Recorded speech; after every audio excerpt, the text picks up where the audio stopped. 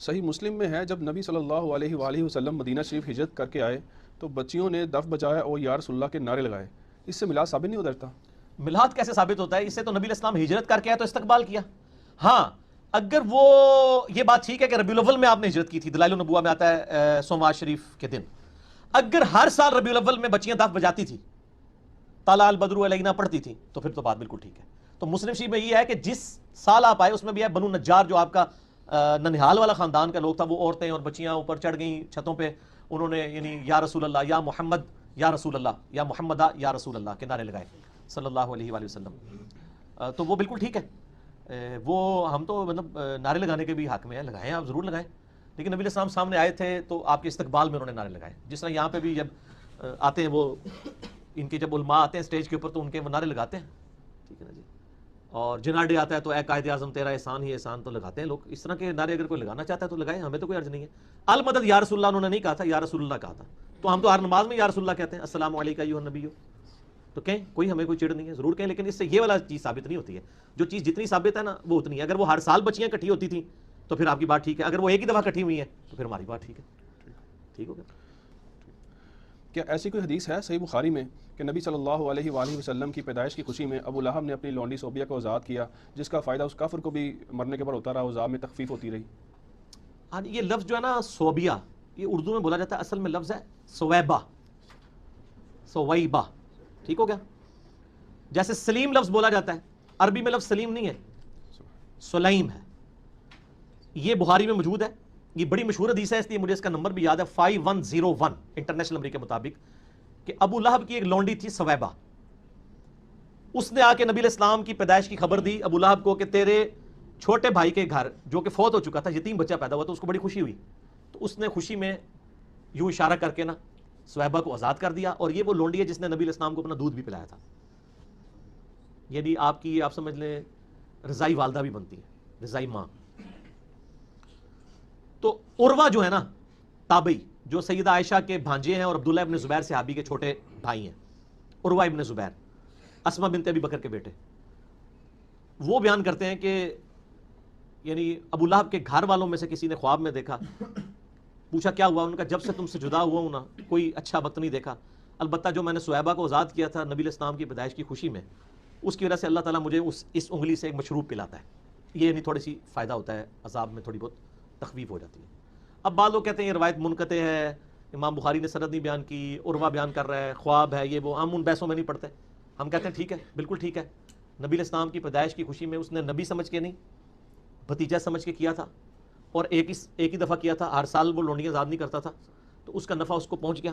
آپ بھی نبی علیہ السلام کی پیدائش کی خوشی میں صدقہ اور خیرات کرنا چاہتے ہیں، ضرور کریں، ہمیں کوئی حرج نہیں ہے، آپ کریں اجتہاد اگر آپ اس سے مسئلہ نکالنا چاہتے ہیں. لیکن آپ اس مسئلے سے لوگوں کو پابند نہیں کریں گے، ورنہ تو آپ کو یہ بتانا پڑے گا کہ حضرت ابوبکر، عمر، عثمان و علی بھی اپنے دور کے اندر 12 ربیع الاول کے اوپر اس طرح لونڈیاں آزاد کرتے تھے.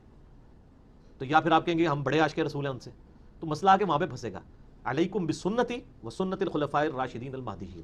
ان سارے مسئلوں کو پھر اجتہادی رکھیں، کتاب و سنت دین بنا کے پیش نہ کریں، اجتہاد کو دین نہ بنائیں. ٹھیک ہو گیا. اچھا، ایک حدیث ہے سنن الکبریٰ البیہقی میں اور معجم الاوسط میں کہ نبی صلی اللہ علیہ وآلہ وسلم نے اپنا میلاد خود منایا اور بکری ذبح کر کے صحابہ کرام علیہم رضوان کی باقاعدہ دعوت کی. یہ ڈاکٹر طارق قادری صاحب نے بھی روایت پیش کی ہے. یہ نبی علیہ السلام نے اپنا عقیقہ کیا تھا اصل میں اعلان نبوت کے بعد، یہ میلاد نہیں منایا تھا، ورنہ تو یہ ایک دفعہ نہ ہوتا، ہر سال ہوتا. ٹھیک ہو گیا. عقیقہ کیا تھا آپ صلی اللہ علیہ وآلہ وسلم نے، اور بڑی عمر کا عقیقہ ہو سکتا ہے، کسی کا بچپن میں نہیں ہوا ہوا، بعد میں وہ خود بھی کر سکتا ہے. تو یہ بیسیکلی عقیقہ تھا، نہ کہ کوئی میلاد منایا گیا تھا. آؤٹ آف کانٹیکسٹ کوٹ کرتے ہیں. کیا صحیح مسلم میں ایسی کوئی حدیث موجود ہے کہ حضرت معاویہ رضی اللہ تعالیٰ عنہ نے باقاعدہ محفل میلاد کا اہتمام کیا تھا صحابہ کرام کو جمع فرما کر؟ نہیں، محفل میلاد نہیں تھی. یہ صحیح مسلم کی ایک حدیث بڑی آج کل بھی آپ کو مارکیٹ میں نظر آئے گی، وہ حدیث آپ خود پڑھ لیں تو آپ کو پتہ چل جائے گا. مشکات میں بھی آپ کو دوسری جلد میں اللہ کی رحمت والے، اللہ کے ناموں کے ذکر والے چیپٹر میں مل جائے گی. مسلم شریف میں بھی موجود ہے کہ حضرت معاویہ رضی اللہ تعالیٰ عنہ ایک دفعہ، ابو سعید خدری کہتے ہیں کہ صحابہ کرام بیٹھے تھے تو وہ آپ ان کے اندر آئے اور ان سے پوچھا کہ آپ کس لیے بیٹھے ہو. انہوں نے کہا ہم اس لیے بیٹھے ہیں کہ ہم اللہ تعالیٰ کا شکر ادا کر رہے ہیں، اس کا ذکر کر رہے ہیں اس بات پہ کہ اس نے ہمیں اسلام کی روشنی عطا فرمائی، ہدایت عطا فرمائی. حضرت معاویہ نے کہا کہ اللہ کی قسم اٹھاؤ کہ تم صرف اسی لیے بیٹھے ہو. انہوں نے کہا اللہ کی قسم ہم صرف اسی لیے بیٹھے. پھر انہوں نے فرمایا کہ میں نے یہ قسم بدگمانی کی وجہ سے نہیں اٹھائی، بلکہ یہ سیم کیس ہمارے ساتھ بھی ہوا تھا کہ صحابہ کرام اس طرح بیٹھے تھے، نبی علیہ السلام تشریف لائے اور پوچھا کس لیے بیٹھے ہو، ہم نے بتایا اس لیے بیٹھے ہیں، تو آپ نے کہا قسم اٹھاؤ، ہم نے بھی قسم اٹھائی.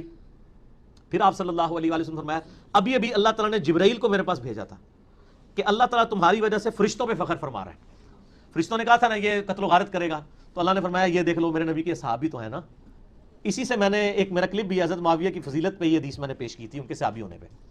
اس میں میلاد کا تو ذکر ہی نہیں ہے، اس میں تو ہے کہ وہ یہ ذکر کر رہے تھے کہ بھئی نبی علیہ السلام کی وجہ سے اللہ تعالیٰ نے ہمیں ہدایت دی، اور وہ تو ہم ہر وقت ذکر کرتے ہیں، ہم تو ہر وقت کہتے ہیں. میلاد کی کوئی محفل نہیں تھی، بلکہ آپ بھی سر جو میلاد کی محفلیں کرتے ہیں نا اس میں یہی حدیثیں بیان کر کے وہ اسلام بھی پھر لوگوں کو بتایا کریں. حدیثیں یہ بیان کرتے ہیں اسلام انڈیا پاکستان بنگلہ دیش میں انگریزوں کے دور میں لکھی ہوئی کتابوں سے پیش کر رہے ہوتے ہیں. اسلام پھر کتاب و سنت سے پیش کریں نا کہ اپنے بعد دو چیزیں چھوڑ کے جا رہا ہوں، کتاب اللہ اور سنت.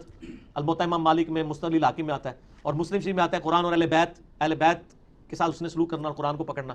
تو آگے پھر قرآن پکڑایا کریں نا. روایتیں یہ پیش کرتے ہیں اور جلسے جلوسوں میں کیا کر رہے ہوتے ہیں. تو ہم اس پہ یہی کہیں گے کہ ایک بار جھوم کے کہہ دیں نہ میں وابی نہ میں بابی، میں ہوں مسلم علمی کتاب. ٹھیک ہو گیا. اگرچہ میلاد شریف منانے کا مروجہ طریقہ صحابہ کرام، تابعین اور تبع تابعین کے دوار میں شروع نہیں ہوا، لیکن بعض بڑے علماء نے 7ویں اور 8ویں صدی ہجری میں سٹارٹ ہوئے اس عمل کو پسند کیا. مثلا ابن حجر حیتمی، امام سخاوی، امام جلال الدین سیوطی، ملا علی قاری اور آپ کے پسندیدہ ابن حجر اسقلانی نے بھی اس کو جو ہے نا میلاد منانے پر اجماع کا دعویٰ کیا ہے. تو کیا یہ درست نہیں ہے؟ انہوں نے اجماع کا دعویٰ نہیں کیا، لیکن باقی جن بزرگوں کے ہم نے نام لیے نا یہ واقعی یعنی پہلی بات تو یہ ثابت ہوئی کہ ان بزرگوں کی اگر یہ بات ماننی ہے تو یہ بھی مانے کہ ان بزرگوں نے خود مانا ہے کہ یہ 7ویں صدی ہجری میں یہ سارے معاملات شروع ہوئے ہیں میلاد والے. یعنی وہ بھی حکمرانوں کے زیر سایہ وہ علماء کو بلاتے تھے، ان سے تقریریں کرواتے تھے، ان کو اشرفیاں دیتے تھے. ٹھیک ہے نا جی. اور ظاہر اس وقت علماء کو تعریف ہی کرنی چاہیے تھی کیونکہ وہ ڈائریکٹ بینیفیشری تھے اس پورے سسٹم کے. تو ہم تو فتویٰ کوئی نہیں لگاتے ہیں، لیکن ہمیں صرف یہ بتایا جائے کہ جن چیزوں کی تعریف انہوں نے کی ہے وہ چیزیں کیا ہوتی تھیں. نبی علیہ السلام کی سیرت بیان ہوتی تھی، وہ تو ہم بھی کرتے ہیں پروگرام. آج میں بھی تو محفل میلاد کر رہا ہوں، میں نے کہا اجماع ہے ربیع الاول میں آپ پروگرام کریں. لیکن یہاں پروگراموں میں کیا ہو رہا ہوتا ہے، اپنے علاوہ ساروں کو گستاخ رسول کہہ رہے ہوتے ہیں.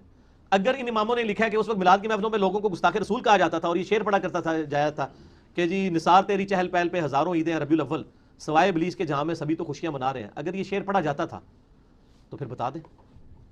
یہ تو نہیں پڑھا جاتا تھا. تو اس طرح کے پروگراموں کو تو ہم جائز سمجھتے ہیں، ہم تو نہیں فتویٰ لگاتے، بالکل نہیں لگاتے. ایسے پروگرام جو کتاب و سنت کے دائرے کے اندر ہوں کریں آپ، کوئی حرج، سارے کرتے ہیں. کوئی سیرت النبی کانفرنس کرتا ہے، کوئی میلاد مصطفیٰ کانفرنس کرتا ہے، کوئی امام اعظم محمد رسول اللہ کانفرنس کرتا ہے صلی اللہ علیہ وآلہ وسلم.